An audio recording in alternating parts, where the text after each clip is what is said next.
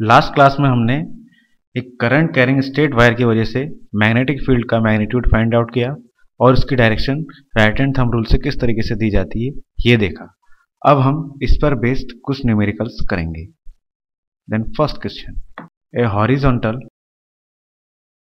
Overhead power line carries a current of 90 ampere in east to west direction. What is the magnitude and direction of magnetic field?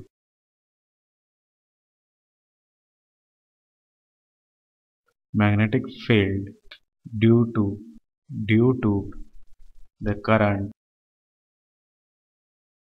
1.5 meter below the overhead line like this.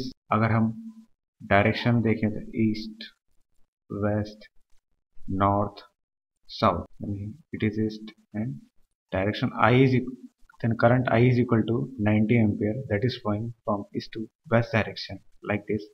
r distance पर एक point है P, इस पर हमें magnetic field की value find out करनी है और r is equal to 1.5 metre.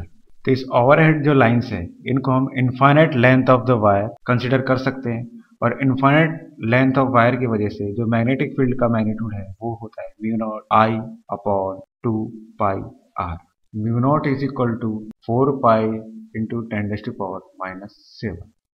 ये कांस्टेंट की वैल्यू होती है।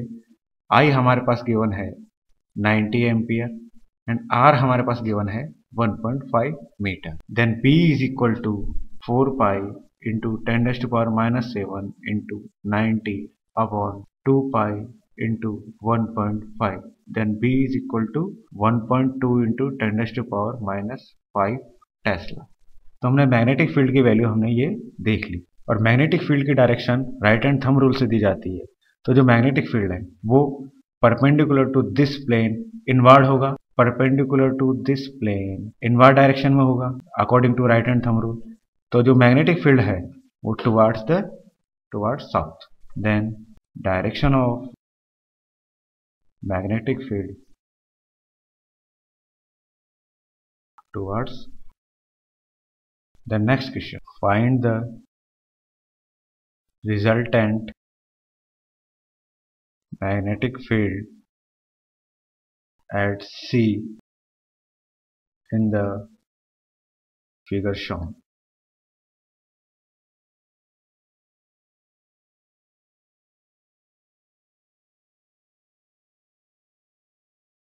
चार कंडक्टिंग वायर्स हैं P, Q, R, S, जिनको हमने PQRS नाम दिए हुए हैं। इसमें करंट इस डायरेक्शन में फ्लो कर रही है I, इसमें इस डायरेक्शन में और इसमें इस डायरेक्शन में और इसमें इस डायरेक्शन। इस वायर की लेंथ है A और इस वायर की लेंथ है A√3 और C पॉइंट मिडिल। तो इस C पॉइंट से हम इन एंड पॉइंट्स को मिलाएं और C पॉइंट से इस पर परपेंडिकुलर ड्रॉप करें तो ये एंगल 60 डिग्री होगा और ये भी 60 डिग्री होगा। इस तरीके से ये एंगल 30 डिग्री होगा और ये एंगल भी 30 डिग्री होगा। B due to PQ is equal to mu naught I upon 4 pi R sine 60 plus sine, इसकी जो डायरेक्शन होगी वो इनवर्ड होगी। B of PS is equal to mu naught I upon 4 pi R sine 30 plus sine 30, इसकी भी direction inward होगी। और B of SR is equal to B of PQ and B of RQ is equal to B of PS। तो resultant magnetic field के लिए हम इन चारों मैग्नेटिक फील्ड को डायरेक्टली सम कर देंगे क्योंकि इन सभी मैग्नेटिक फील्ड की डायरेक्शन सेम है। Then B resultant is equal to 2 of BPQ plus B of SP।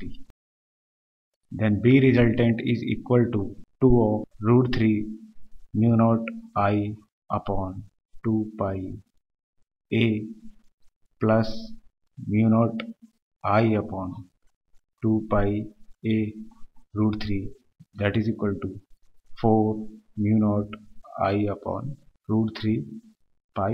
Then next question,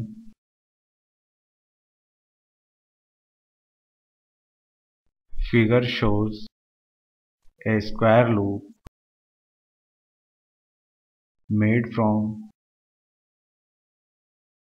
uniform wire. Find the magnetic field at the center of square if a battery is connected between point A and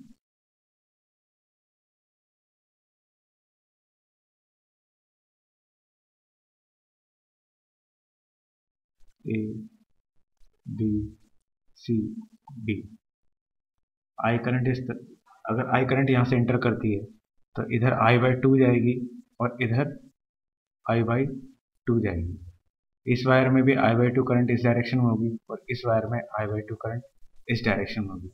और इस branch में, क्योंकि ये जो configuration है इसमें जो upper part of the circuit and lower part of the circuit both are in parallel combination, तो हम ये कह सकते हैं कि दोनों में रेजिस्टेंस सेम होने की वजह से सेम करंट ही फ्लो करेगी। और according to current carrying straight wire जो मैग्नेटिक फील्ड हमने फाइंड आउट किया और जो डायरेक्शन हमने निकाली है उस हिसाब से हम ये कह सकते हैं कि B A B vector is equal to minus of B D C and B of AD is equal to minus of B BC.